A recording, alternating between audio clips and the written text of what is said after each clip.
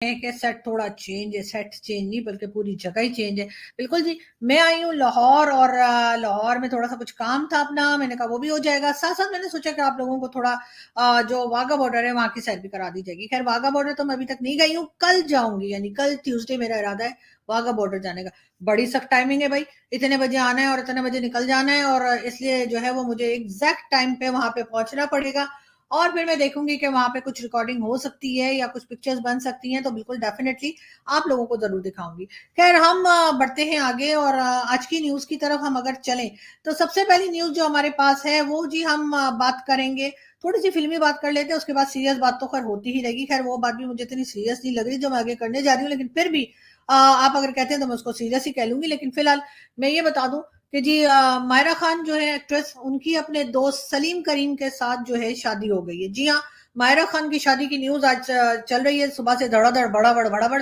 और जी उनके दोस्त है सलीम करीम जो कि बिजनेसमैन है और कहा जा रहा है कि डीजे भी है, उनके साथ मायरा खान की शादी हुई है। और जनाब इससे पहले मायरा खान की 2007 में शादी हुई थी, और उसके बाद 2015 में बताया जाता है कि जी उनकी डिवोर्स हो गई थी, और एक बेटा भी है मायरा खान का।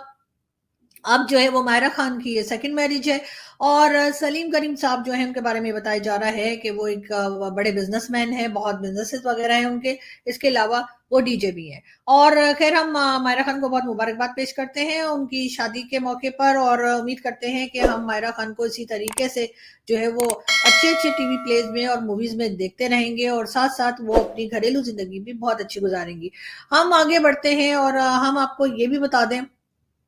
कि जी पहले हमने आपसे जैसे बात की थी कि हाफिज सईद की। जी हाँ, हाफिज सईद एक जो कैरेक्टर है और बड़ा मशहूर कैरेक्टर है, और ये जी ना सिर्फ पाकिस्तान में बल्कि भारत में भी बड़े ज़ौक और शौक से देखा जाता है। जी हाँ, तो मैं आपको ये बता रही थी कि जी हाफिज सईद का पहले कहा गया कि उसका बेटा जो है वो किडनैप हो गया है, उसके बाद कहा गया कि उसके बेटे को मार दिया गया है, और ये भी कहा गया कि जी बॉडी पे कई चोटों के निशान थे और ये था वो था। खैर ये खबर जो है वो अभी तक कंफर्म नहीं हुई है, ये सोशल मीडिया की खबर है और सोशल मीडिया तक ही रह गई है, और उससे आगे नहीं बढ़ पाई है। अभी तक तो ये भी कंफर्म नहीं हुआ है कि हाफिज सईद के बेटे को किडनैप किया भी गया है या नहीं, ये भी एक बहुत बड़ा सवाल है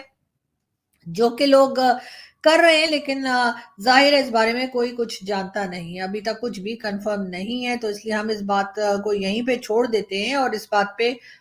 आगे बढ़ेंगे, जब आगे बात करेंगे, जब ये बात आगे कुछ नई खबर इसमें निकलेगी। लेकिन साथ साथ ये बता दें कि पहले तो जी हुआ ये था कि बताया गया कि ये जी ये आदमी जिसकी तस्वीर में दिखा रही हूँ ये भी हाफिज अली सॉरी हाफिज क्या नाम है ऐसा, हाफिज सईद जो है, हाफिज ये इस आदमी के लिए भी यही बताया गया कि जी हाफिज सईद का आदमी है और इसको कराची में गोली मार दी गई। जी हाँ, कराची में गोली मार के इसको हलाक कर दिया गया है, और ये बताया जा रहा है कि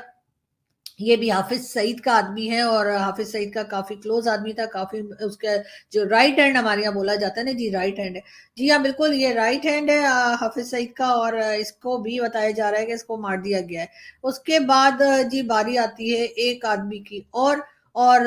उसकी भी पिक्चर मैं आपको दिखा देती हूँ ताकि आप लोगों को और समझने में आसानी। वैसे तो खैर बहुत से लोग आई एम श्योर कि उन्होंने सोशल मीडिया पे न्यूज देख ली होगी, लेकिन फिर भी मैं आपको बता दूं कि जी हाफिज सईद का बहनोई, इसका नाम है जी अब्दुल रहमान मक्की। ये जी हाफिज सईद का बहनोई बताया जा रहा है, बोले तो ब्रदर इन लॉ, ठीक है ना। तो अब कहा यह जा रहा है कि जी इसको भी कोई किडनैप हो गया है और ये भी मिल नहीं रहा, यानी कि ये जो हाफिज सईद का बहनोई है, ब्रदर इन लॉ जो है हाफिज सईद का, उसको भी बताया जा रहा है कि मिसिंग है। वैसे इन सबकी शक्लें कितनी मिलती है ना आपस में, हाफिज सईद का बेटा, हाफिज सईद का आदमी, हाफिज सईद का क्या कहते हैं वो बहनोई, सब आपस में एक ही शक्ल के लग रहे हैं मुझे तो। खैर कोई बात नहीं, मैं आपको ये बता रही थी कि अब ये आदमी जो है ये भी मिसिंग है। अब यहाँ पे बहुत से लोग ये बातें करते हैं, बहुत से लोग ये बातें कह रहे हैं कि आखिर ये चल क्या रहा है पाकिस्तान में, तो किसी की जान महफूज नहीं है, यहाँ तक कि टेररिस्ट तक महफूज नहीं है। आप ये सोचिए जरा, मतलब कम से कम टेररिस्ट को तो सिक्योरिटी होनी चाहिए थी ना, हम तो बड़ी देकर रखते हैं। हमने देखा ये हाफिज सईद को जो 31 ईयर्स की हमने जेल की है, उसके बाद उसके घर के बाहर हमने इतने पहरे खड़े कर दिए हैं, और हाउस अरेस्ट है, मतलब जेल में इमरान खान को आपने जेल में डाल दिया है, लेकिन आप हाफिज सईद को जेल में डालने का सोच भी नहीं सकते। यानी इमरान खान जो प्राइम मिनिस्टर रह चुके हैं पाकिस्तान के, वो जेल भुगत कर आए, मतलब भुगत के आए नहीं, सॉरी अभी तक उधर ही हैं, लेकिन जेल भुगत रहे। और नवाज शरीफ साहब जो प्राइम मिनिस्टर रह चुके हैं पाकिस्तान के, वो भी जेल में गए, उनकी बेटी भी जेल में गई, उनके भाई भी जेल में गए, ठीक है। और उसके पहले बेनजीर भुट्टो जेल में गई, उससे भी पहले जुल्फिकार अली भुट्टो ना सिर्फ ये कि जेल में गए, बल्कि उनको फांसी भी लगा दी गई। लेकिन हाफिज सईद के ऊपर 31 ईयर्स की जरूर सजा सुनाई गई, लेकिन हाफिज सईद को जेल में नहीं डाला, और हाफिज सईद को हाउस अरेस्ट करके रखा। अब कोई मुझे ये बताए कि ये कहाँ का कानून है कि जिस आदमी को सारी दुनिया टेररिस्ट बोल रही है, जिस आदमी को सारी दुनिया कह रही है, अमेरिका ने भी कह दिया, इंडिया ने भी कह दिया, हर कोई मानता है और खुद भी मानते हैं, इसलिए कि अगर खुद नहीं मानते कि वो टेररिस्ट है, तो भाई ये बताइए कि 31 ईयर्स की जो सजा सुनाई गई है, जेल की सजा सुनाई गई है, जो आपने हाउस अरेस्ट किया है, वो किस लिए किया है? क्या वो मतलब कोई मिठाइयां बांटने के लिए किया है? उसका कौन से कोई कारनामा किया था उसने जिसके लिए किया? जाहिर है ये बात मान रहे हैं ना, चाहे दिल में मान रहे हैं, मुंह पे नहीं मान रहे, लेकिन दिल में भी मान रहे, तब भी करना पड़ा। एफएटीएफ की वजह से करना पड़ा, सारी दुनिया से पैसे बंद हो जाएंगे इसलिए करना पड़ा, और कई रीजन है। लेकिन खैर, हाफिज सईद जो है उसको 31 ईयर्स की जेल करके और उसको जी डाल दिया गया, जेल में भेज दिया गया है। लेकिन कहा यह जा रहा है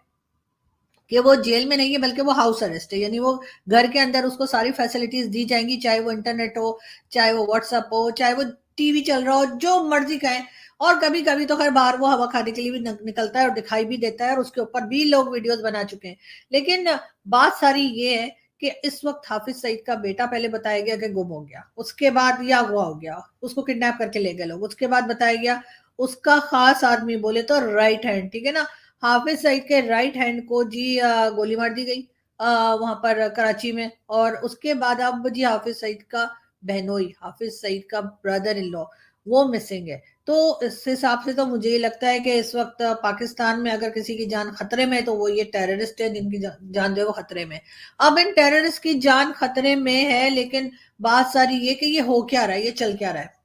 अब ये लोग तो वही है जिनको यहाँ की लोगों ने बनाया बिठाया, उनको बड़ा बढ़ावा दिया, फंडिंग की, और कहा कि जी हमारे हीरो हैं जी, उनके तो स्कूल हैं, उनके तो मदरसे हैं, वो तो बड़ा अच्छा काम करते हैं, वो तो कश्मीरियों का साथ दे रहे हैं। ये और बात है कि कश्मीरी कह रहे हैं हमारा पीछा छोड़ दो, हमें तुम्हें से कोई लेना देना नहीं है। लेकिन फिर भी हाफिज सईद की कई इंटरव्यूज और कई पॉलिटिकल रैलीज मौजूद हैं कि जी वो कश्मीर के बारे में बात करता था, और कश्मीर कश्मीर कश्मीर कश्मीर कश्मीर करता था। इसके अलावा जो है वो ये भी कहा गया कि जी हाफिज सईद जो है उसको कई बार जो है वो डेजिग्नेटेड टेररिस्ट भी जो है वो डिक्लेयर किया गया है, लेकिन उसके बावजूद पाकिस्तान उसको पनाह दिए हुए है, पाकिस्तान उसकी बड़ी प्रोटेक्शन करता है। भारत से कई बार कहा गया कि जी हमारा मुजरिम है, इसने जो है मुंबई अटैक्स और कई दूसरे अटैक्स जो है वो इंडिया में करवाए, तो आप हमें दे दीजिए। लेकिन भारत को देने से हमेशा पाकिस्तान इनकारी ही रहा है। लेकिन इस वक्त हम जैसे देख रहे हैं कि इन्हीं लोगों को, यानी यही टेररिस्ट ग्रुप्स जो है, या टेररिस्ट ग्रुप के जो मेंबर्स हैं, उनको एक एक करके मारा जा रहा है। साथ साथ ये भी है कि कई बार जो है वो हाफिज सईद के लोगों ने इलेक्शंस में भी हिस्सा लिया, ये बात भी किसी से ढकी छुपी नहीं है। जब इसकी पार्टी पे बैन लगा, तो इन्होंने अपनी पार्टी का नाम बदल लिया, लेकिन ये इलेक्शन में हिस्सा लेते रहे, और इलेक्शन में कई सीट्स भी लेते रहे, ये भी किसी से ढकी छुपी बात नहीं। इसका मतलब यही है कि पाकिस्तान में कहीं ना कहीं इन लोगों को सपोर्ट किया जा रहा है, और वो सपोर्ट कौन लोग कर सकते हैं ये तो आप सब जानते ही हैं। लेकिन इस वक्त मैं सोच ये रही थी कि आखिर ये सब कुछ क्या हो रहा है, और इस तरह के लोगों को मारा क्यों जा रहा है। तो हो सकता है जैसे मुझे तो मालूम नहीं आप लोग देखते हैं या नहीं, लेकिन मैं तो खैर बच्चन साहब की मूवीज बहुत देखी है, और अभी तक देखती हूँ, और मतलब आती है जी यूट्यूब पर और कई जगह पे अवेलेबल है, ऐसा नहीं कि हमारे यहाँ कोई कुछ आता ही नहीं है। तो जी हाफिज सईद हो या कोई भी हो, इस तरह के कैरेक्टर्स मैंने बच्चन साहब की मूवीज में जरूर देखे कि पहले उनसे काम करवाया, और जब काम निकल गया तो जी उनको मार दिया गया, या फिर उनको साइडलाइन कर दिया गया कि अब उनकी जरूरत नहीं। तो कहीं ऐसा तो नहीं है कि हाफिज सईद और इसी किस्म के कैरेक्टर जिनके नाम जनरल परवेज मुशर्रफ और कई दूसरे जो हमारे पॉलिटिशियंस हो गए, चाहे हमारे आप कह लीजिए ये जो थे ना जनरल हमीद गोल वगैरह, इस किस्म के लोग जो थे, वो ये बातें किया करते थे, इन लोगों का नाम लिया करते थे, और बाकायदा बताया करते थे कि हाँ जी हमने बनाया, बड़े चौड़े होके बड़े फखरिया अंदाज में बताया करते थे कि हाँ जी हमने बनाया इन टेररिस्ट को या इन जिहादियों को, और हमने भेजा अफगानिस्तान, और हमने भेजा जनाब कहाँ पे वो इंडिया की बात करते थे, कश्मीर की बात करते थे। तो क्या आपको ऐसा नहीं लगता कि अब शायद इन लोगों का रोल खत्म हो गया है, इस वजह से इनको एक-एक करके मारा जा रहा है या फिर कोई और बात